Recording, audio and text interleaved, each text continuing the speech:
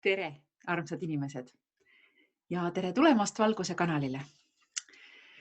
Mina olen Kaia-Liisa Reinut ja täna räägime sellisest teemast nagu isiklik kvanthüpe. Ja ajad ja asjad on päris hullumeelsed meie ümber. Väga paljud inimesed kogevad seda ja põhjus on selles, et me oleme tegemas kvanthüpet sellesse maailma, kus me ise valime seda, mida soovime, selle asemel, et elada seda elu ja manifesteerida seda elu, mis meid ümbritseb. Ja praegu on just see aeg otsustada, et keda ma usun, keda ma kuulan, kuhu ma vaatan ja mida ma teen. Ja paraku on see niimoodi, et me loome oma elu alateadvuses olevate uskumuste kaudu. Seda ma olen varem paljudes videotes rääkinud, kõikidel oma kursustel ma seda teemat ka puudutan. Ja paraku on meil alateadvuses kaks uskumuste süsteemi. Esimene uskumuste süsteem on see, mida me arvame, et me usume oma alateadvuses. Ja teine on nii-öelda alateadlik, see, mis oli, mis oleks võinud olla, mis peaks olema, mida ma oleks pidanud tegema ja nii edasi, ehk siis selle alateadvuse nii-öelda osa nimi on siis, mille märksõnadeks on draama ja valu. Ja see, kumma alateadvuse mustriga me tegelikult loome, et sellest või õigemini oleme loonud, sellest saame teada siis, kui me vaatleme oma senist ja tänast elu. See näitab meile väga täpselt ära, kumma alateadliku süsteemiga me siis tegelikult oleme elanud. See tähendab siis seda, et kui meie suhted ja töö ei suju, kui meil on pidevalt rahamured või motivatsioonipuudus, siis on see hästi selge märk mingitest blokeeringutest sinu energiaväljas, mis sisaldab veel valu, ärevust, depressiooni ja nii edasi. Ja oktoobris 2020 meil on tõesti selline hõljuv nagu energeetiline kaos.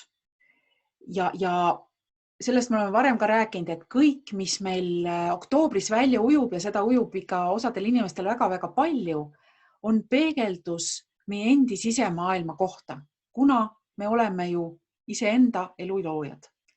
Ja ehk siis see, mis meie ümber toimub, on see, mis toimub meie sees, ehk siis mis toimub meiega. Kõik mustrid, kõik uskumused, lood, mis me iseenda kohta räägime, programmid, käitumised, et see moodustabki selle meie loo, selle allikaks olema meie ise ja see on nii-öelda, sellest saab ja see on meie nii-öelda reaalsuse käsikiri.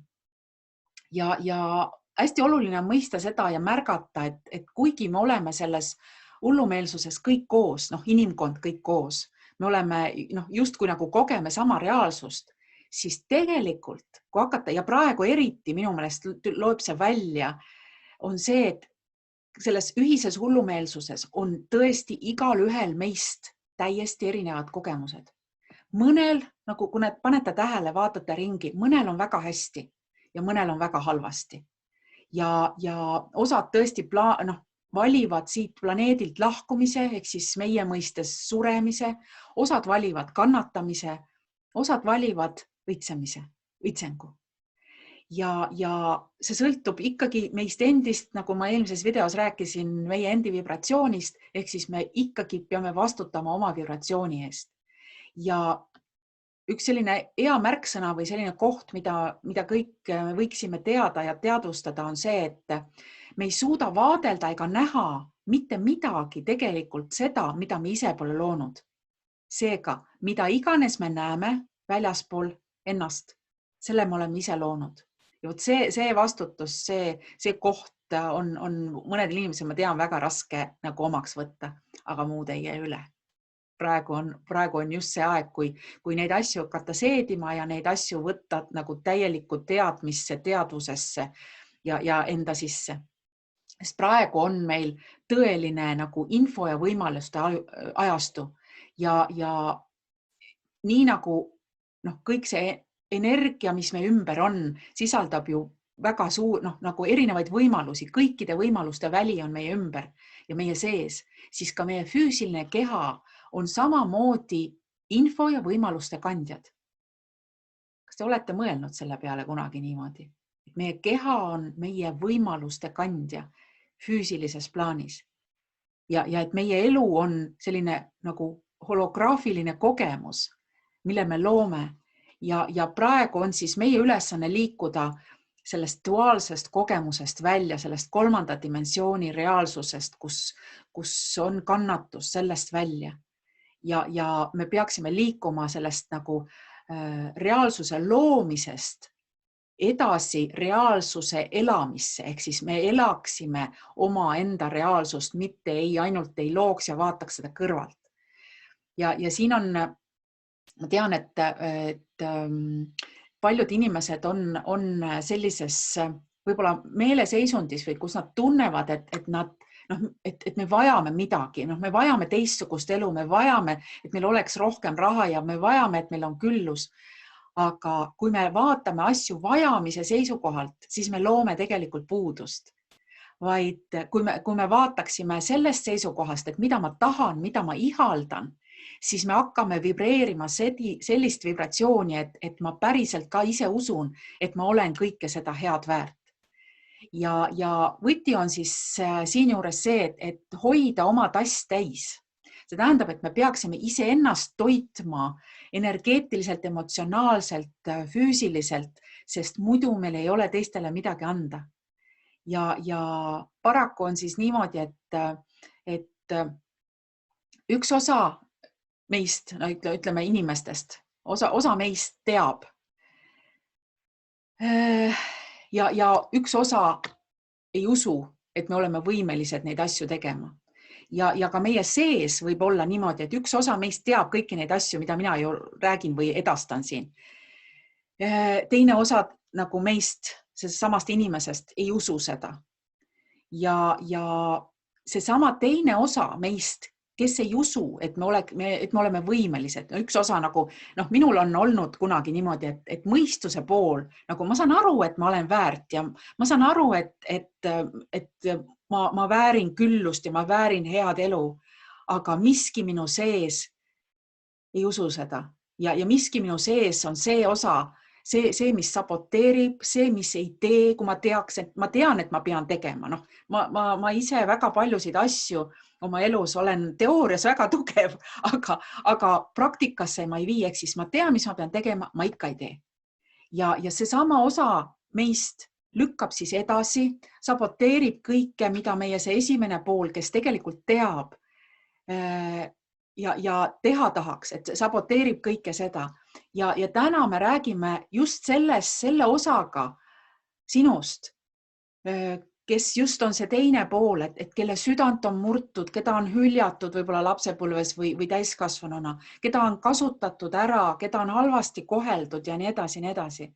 Ja ma täna räägin 10 erinevast asjast, mis aitab selle nii-öelda kvanthüppe teha meis kõigis. Ja selline väljakutse on 10 päeva praktiseerida kõike seda, mis ma praegu räägin, 10 punkti ja tee neid asju 10 päeva. Ja suure tõenäosusega 10 päevaga või 10 päeva pärast oled sa võimeline manifesteerima endale tõesti seda, millest sa päriselt unistad. Tingimusel, et sa täpselt tead, mida sa tahad. Aga seda ja seda soovitan hakata tegema kohe täna. Ja võib-olla enamik neid punkte, mis ma üles loen, kõik need 10 punkti, võivad tunduda sulle täiesti nagu elementaarsed asjad, kuid probleem ongi selles, et enamik meist ei tee seda. Me teame küll, aga me ei tee. Ja mina olen olnud kunagi üks sellistest inimestest, kes tean küll, räägi ja, aga ma ikka ei tee.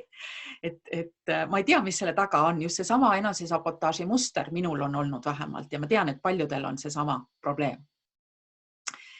Esimene punkt on siis see, et elimineeri oma elust kõik toksilised suhted.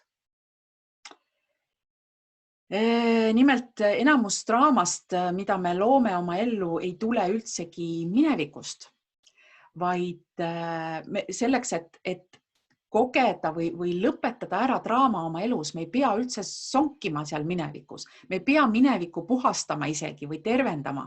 Me saame teha nüüd ära kogu selle töö. Ja esimene punkt ongi see, et ära ümbritse ennast toksiliste inimestega. Kaasa arvatud sina ise, kui sa oled oma mõtetega väga negatiivne ja ketrad enda peas erinevaid mustreid ja mõtteid. Nendeks võivad olla, eks ju, sina ise, vanemad, sinu mees või naine, sinu sõbrad, kes iganes, lapsed, et kui oled täiskasvanud, kui lapsed on täiskasvanud. Et enamik meist, me kipume leppima sellega, kes meid ümbritsevad ja paraku on see, et kui meid ümbritsevad toksilised inimesed, kes on hästi negatiivsed, siis paraku meie imame nende energiat sisse ja vibreerime välja nende toksilist energiat, nende hirme, nende ohvrimentaliteeti. Ja me võtame selle energia enda sisse ja tänu sellele, et me seda teeme vabatahtlikult muide, siis ja kõige raskem on veel see, et me ju armastame neid inimesi. Siis meie armastus nende inimeste vastu paraku loob meie ellu nii külluse puudust kui kõike muud negatiivset. Mis tähendab seda, et väga paljud meist on ristteel ja meie ülesanne on muuta suhteid nende inimestega. See võib olla kõige raskem asi, mida sul selles elus tuleb kunagi teha. See on kõige suurem väljakutse. Sest meid takistavad need uskumused, mis me oleme kuskilt võtnud, et sellega seoses me reedame või veame alt neid. Kuid hea uudis on see, et meil pole vaja hüljata neid inimesi, meil pole vaja neid maha jätta, vaid me peame suutma julgeda muuta suhet nendega. See tähendab, et vajadusel nendest eemalduda, vajadusel lasta nendest lahti, näiteks ka nendest, kes on sinu külge klammerdunud või tunned, et nad vajavad sind, et kuidas sa saad nagu hakata oma asju ajama või oma vajaduste eest ise vastutama.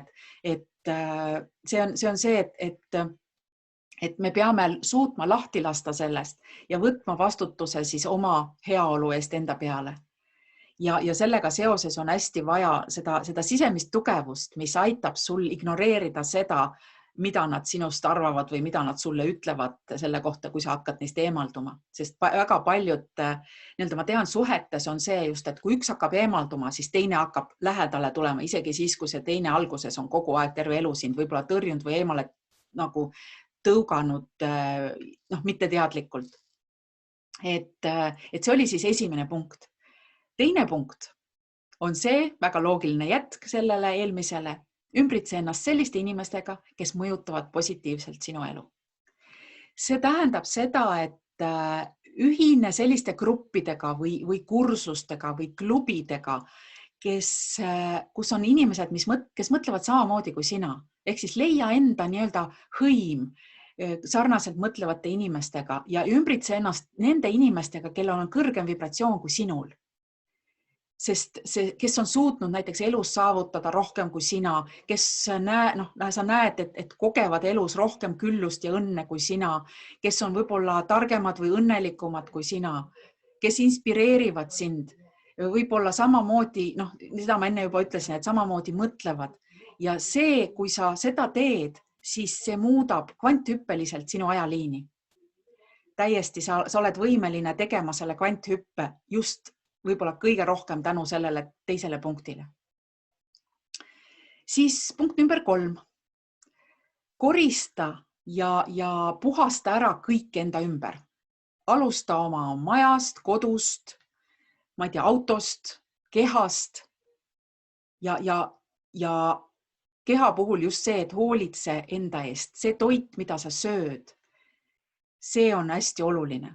Ja siinkohal söömiseks on 3 või õigemini 4 erinevat sellist võimalust, mis on kõige paremini kogemuslikult siis aidanud inimestel täielikult puhastuda.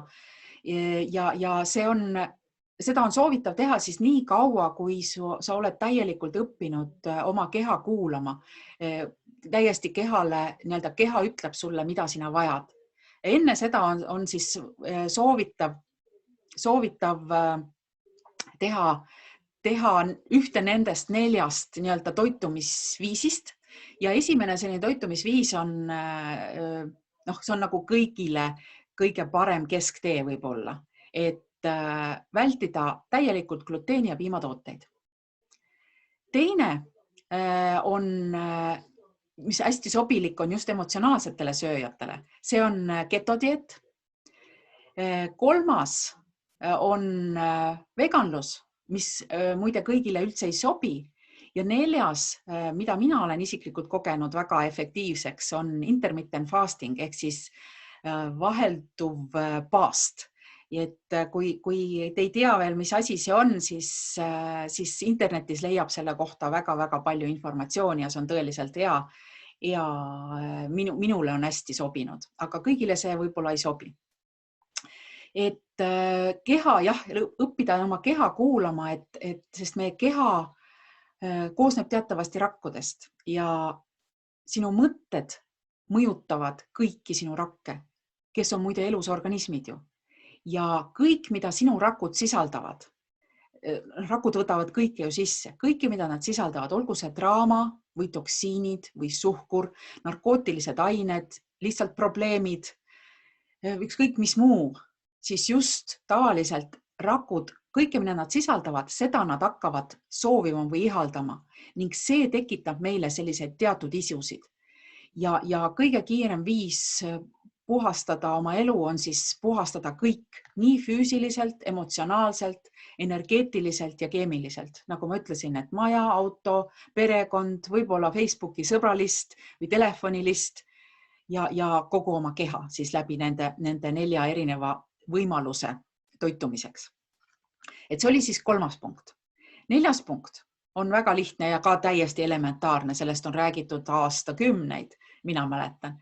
On vähendada stressi, väga lihtne, aga raske teha, sest läbi stressi lähevad keha keemilised protsessid täiesti tasakaalust välja ja kui me seda stressi vähendame, siis keemilised protsessid viivad keha ise tasakaalu, sest vastasel juhul läbi stressi võib-olla kogete ise seda väga palju, on see, et stressis inimesel tekivad väga kiiresti mäluhäired, ärevus, depressioon, immuunsüsteem nõrgeneb ja läbi selle, kui need asjad juba on, siis keha hakkab vibreerima puudust ja probleeme.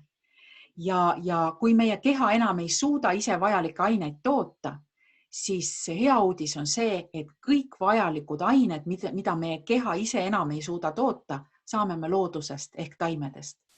Et mina ei ole kahjuks taimetark, meil on siin Eestis väga palju piisavalt väga häid taimeteadlasi ja taimetarku olemas, nii et soovitan kuulata seda, mis nemad räägivad ja viia oma keha läbi taimede tasakaalu. Et meie keha tõesti tunneb puudust sisemisest tasakaalust ja kõigest, mis sellega kaasa tuleb. Et see oli siis 4. punkt. 5. punkt on kasutad vibratsiooniteraapiat. See tähendab helivibratsioon ja kristallide vibratsioon. See tähendab muusikat, erinevate sagedustega erinevate sagedustega helisid ja erinevate sagedustega kristalle. Et see on see, mis tänasel päeval järjest enam meid aitab tasakaalu viia. Siis 6. on see, et praktiseeri terveid emotsioone.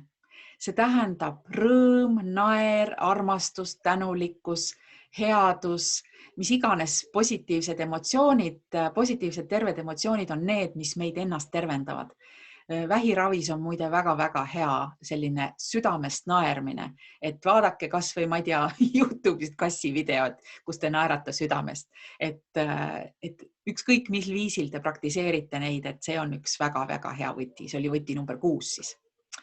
Siis võti number 7 on kasuta teadliku loomise protsessi, et luua endale see reaalsus, mida soovid, selle asemel, et luua see reaalsus, mida oled juba varasemalt kogenud. Ja kasuta selleks muide 2 asja, aega ja raha. Ja raha on energia.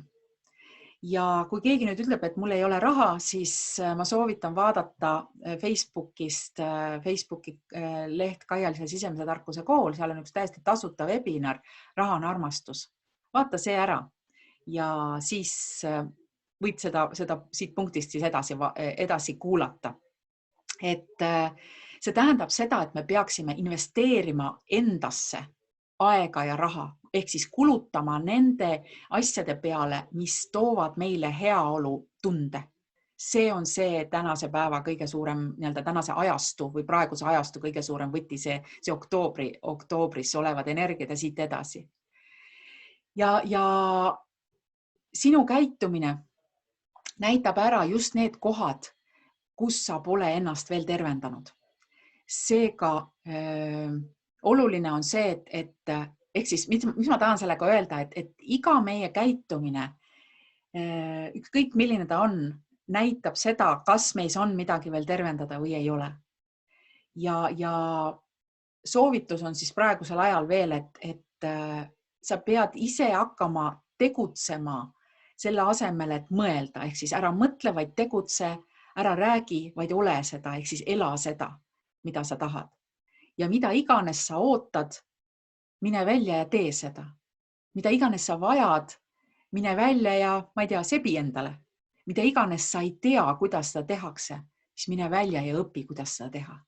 Ja selleks muide ei pea isegi minema välja, selleks võid vabalt kasutada internetti ja meil on internetis olemas kõik, kogu sisuliselt informatsioon.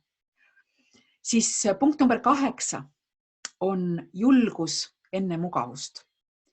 Ja mida ma selle all mõtlen, on see, et parim viis saada oma unistuste elu on pidevalt ületada oma mugavustsooni.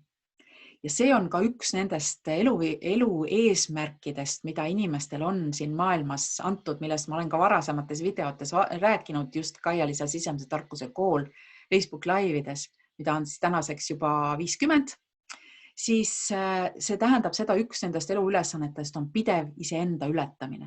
Ja see tähendabki pidevalt mugavustsoonist väljaminek. See tähendab, see nõuab julgust. Ja julge ei ole mitte see, kes ei karda, vaid see, kes tegutseb hoolimata oma hirmust. Ja tavaliselt paraku on niimoodi, et kui sa istud oma mugavustsoonis, siis universum sebib sulle õppetunni.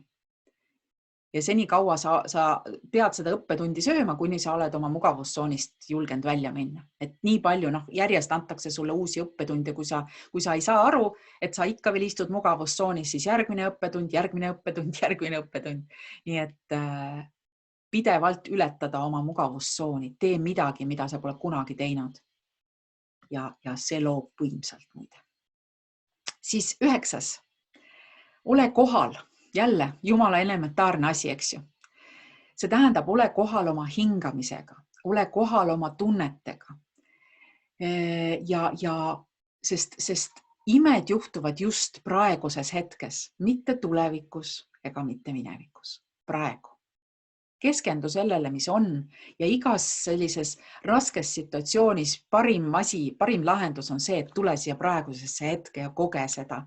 Koge kõiki neid tundeid, mis on, sest tunded ei tapa. Mitte ükski tunne ei tapa, ükski negatiivne tunne ei tapa, positiivsest rääkimata. Ja 10.